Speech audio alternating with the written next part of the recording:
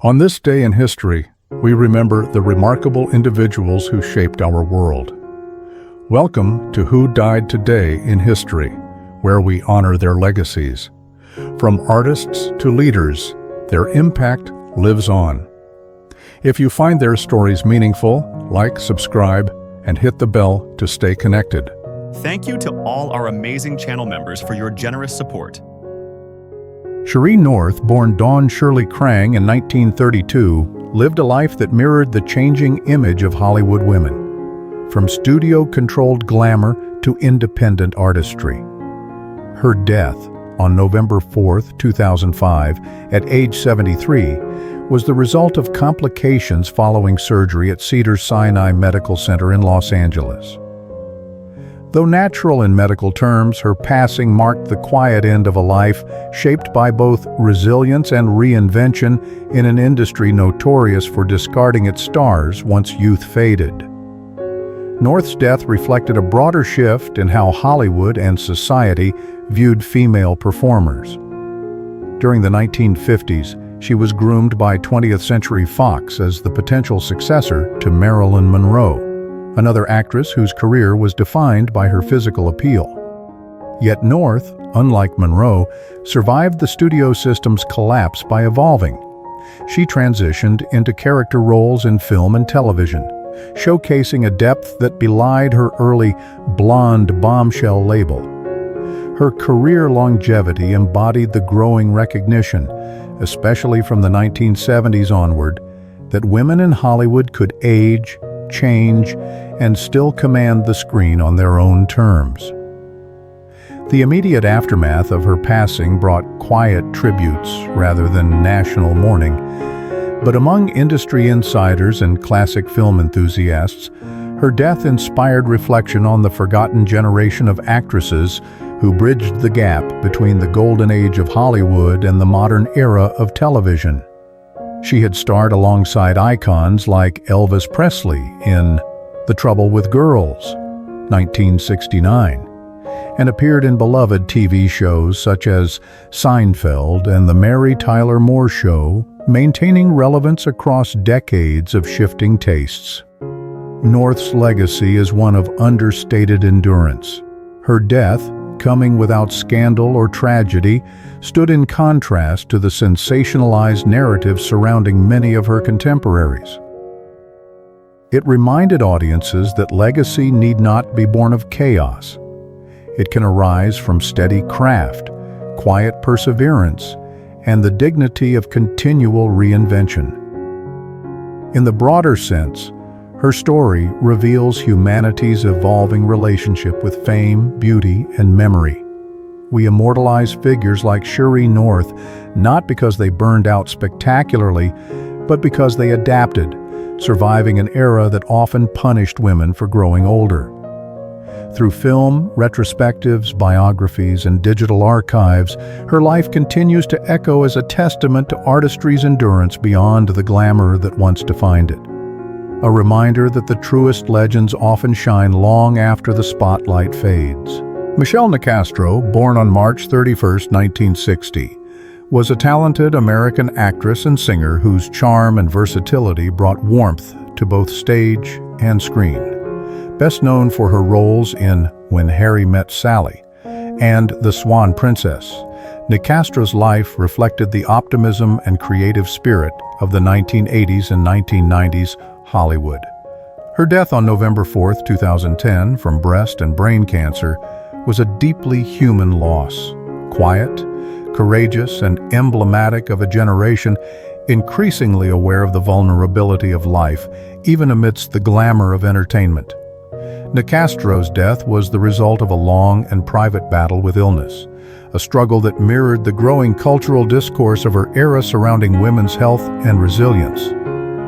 During the late 20th and early 21st centuries, public awareness campaigns around cancer, especially breast cancer, began to redefine how society viewed illness, not as a source of shame or silence, but as a shared human experience. In this sense, Niccastro's passing, while personal, resonated with a broader narrative of strength and grace in the face of mortality.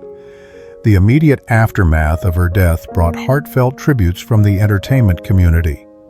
Her husband, writer Steve Stark, and their daughters honored her legacy by supporting causes for cancer research, while fans remembered her melodic voice from beloved animated films and Broadway recordings. She was the original Belle in the concept album for Disney's Beauty and the Beast, her performance leaving an emotional imprint that continued to inspire both audiences and future performers. Niccastro's death did not amplify her fame in sensational terms, but it deepened appreciation for her artistry. She became a symbol of quiet excellence, an artist who worked steadily, loved deeply, and left behind work that still carries emotional weight. Her passing also reflected a shifting era in Hollywood, one in which performers were increasingly celebrated not just for fame, but for integrity and humanity. Ultimately, Michelle Niccastro's story underscores our enduring relationship with memory and mortality.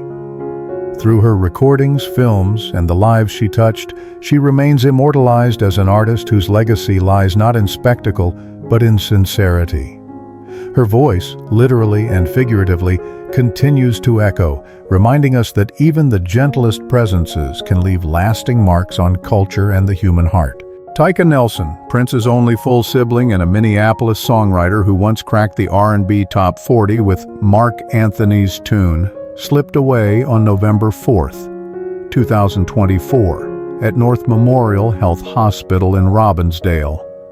The Minnesota Department of Health lists natural causes: cardiac arrest, primary, congestive heart failure, secondary, and a 4-month battle with non-ischemic cardiomyopathy, quietly worsened by substance use disorder.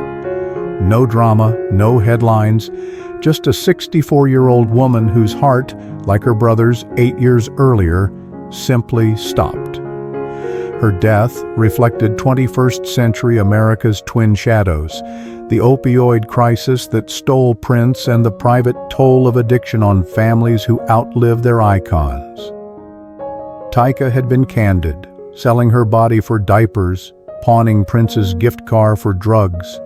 Yet she clawed back sobriety in 2008, released A Brand New Me, and cradled her 6 children through the storm.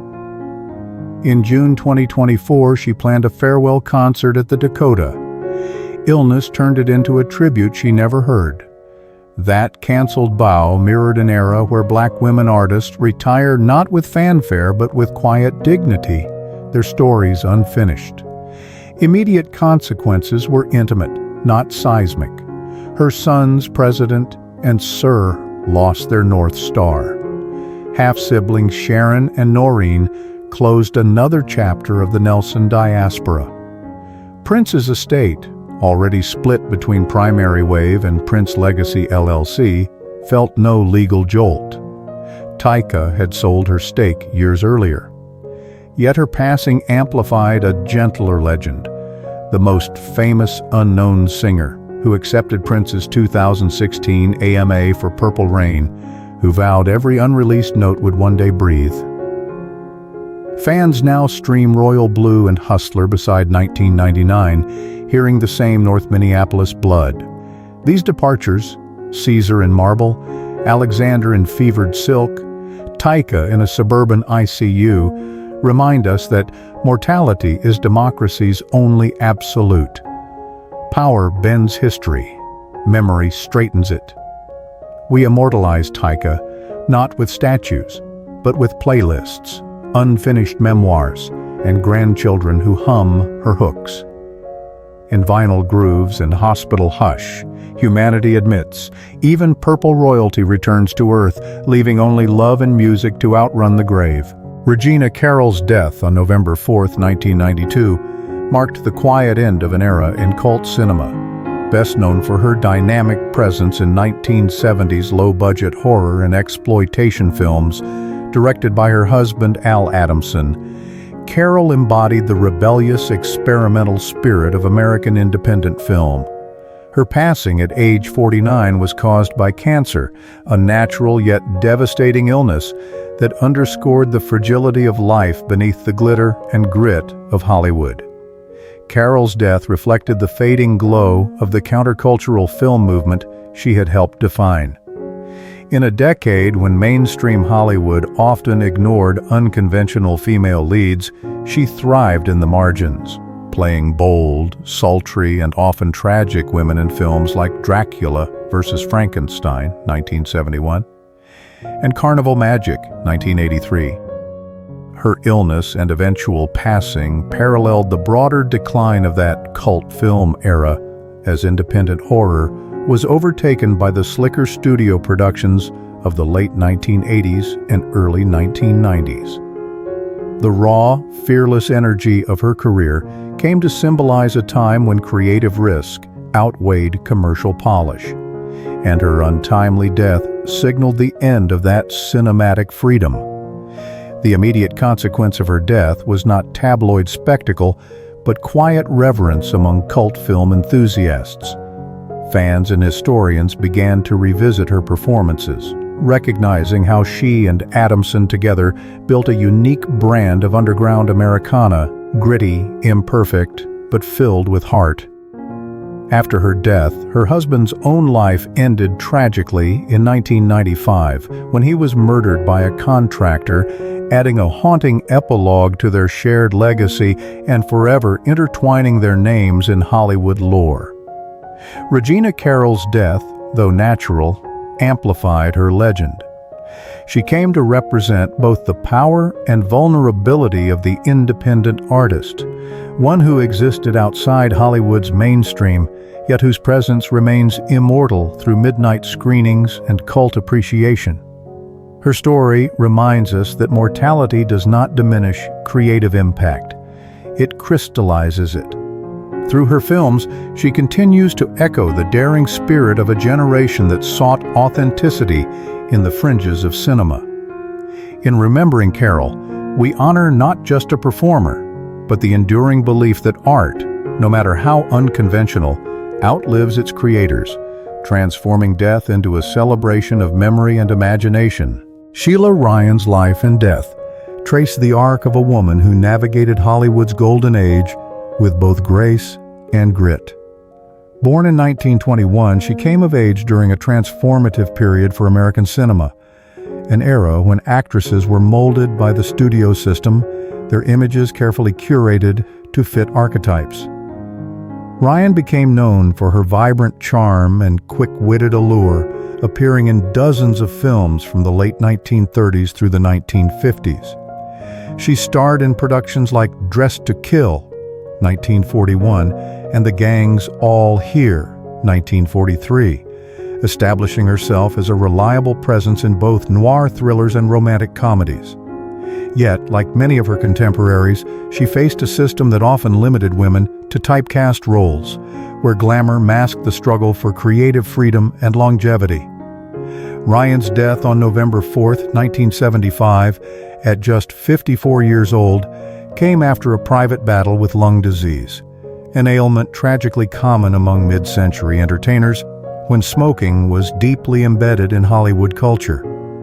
Her passing reflected not only the personal toll of that era's habits, but also the unrelenting pressures of an industry that prized image over health. In a sense, her death became emblematic of a time when the pursuit of cinematic perfection often concealed the human cost behind the camera lights. The immediate aftermath of her passing did not bring widespread headlines or memorials.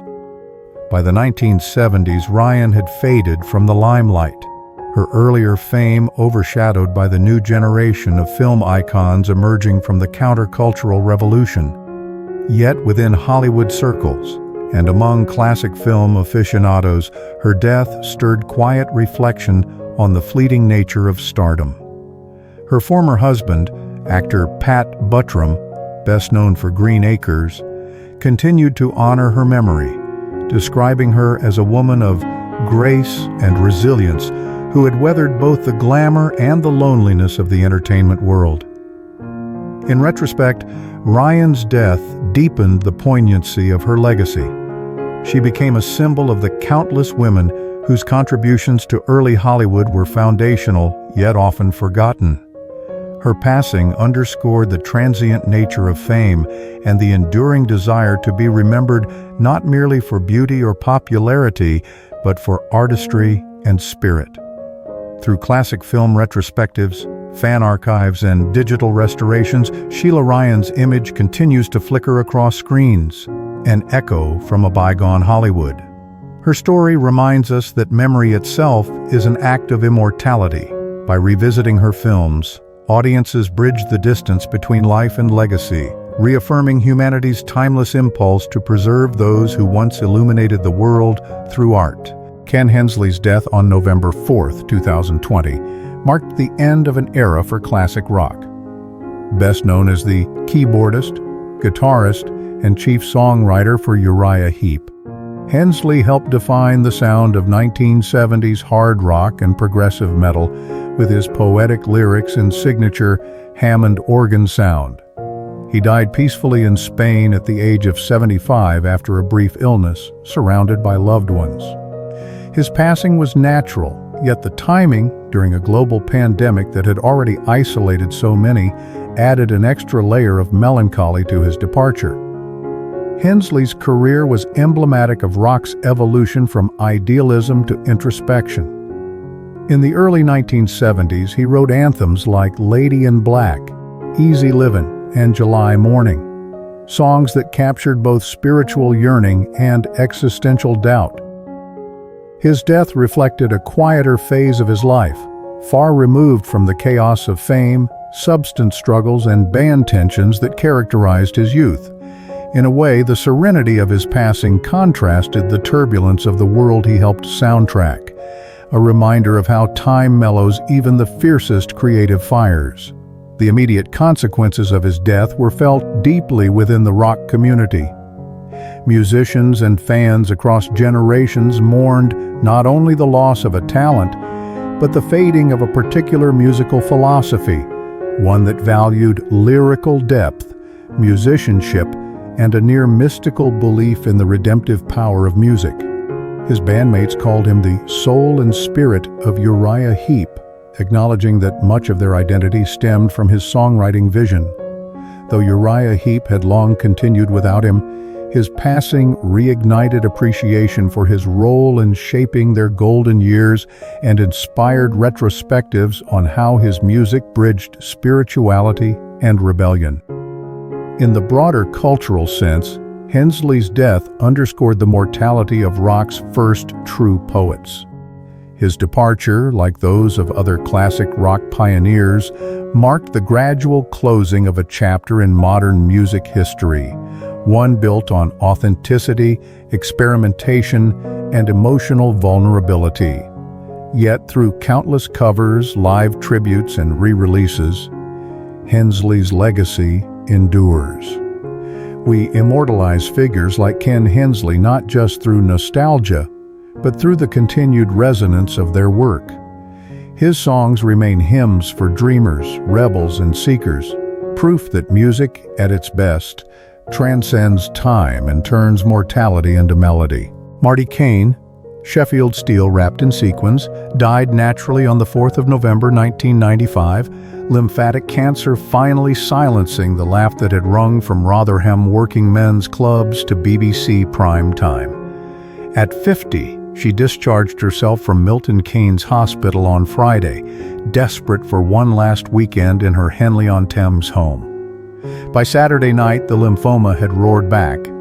Husband Kenneth Ives held the hand that once pressed the famous red buttons as she slipped away. Her death mirrored late 20th century Britain's uneasy dance with illness and image.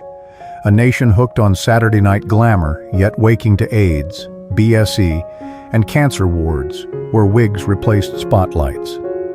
Marti joked through chemo, "Does this make me a lymphomaniac?"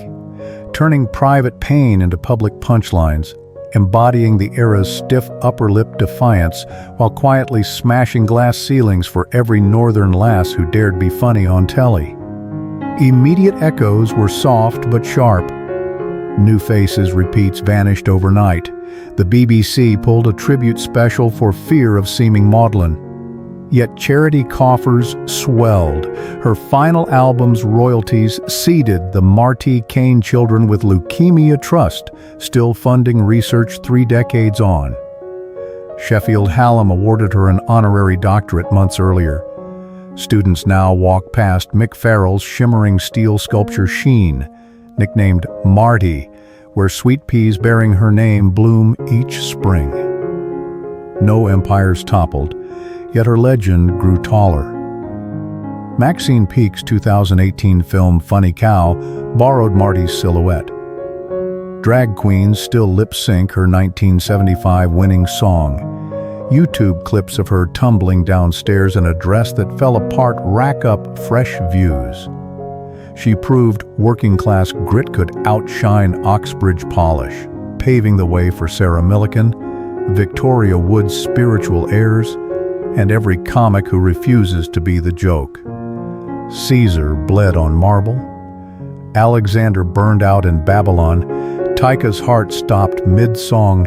Sheila faded in a hospice bed. Marty simply ran out of tomorrows.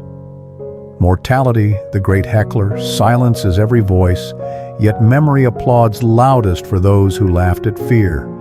We immortalize her in stainless steel that catches Yorkshire rain, in charity wards where children outlive the odds, in every woman who steps to a mic and hears, in Marty's absent Yorkshire lilt, "Press your buttons now."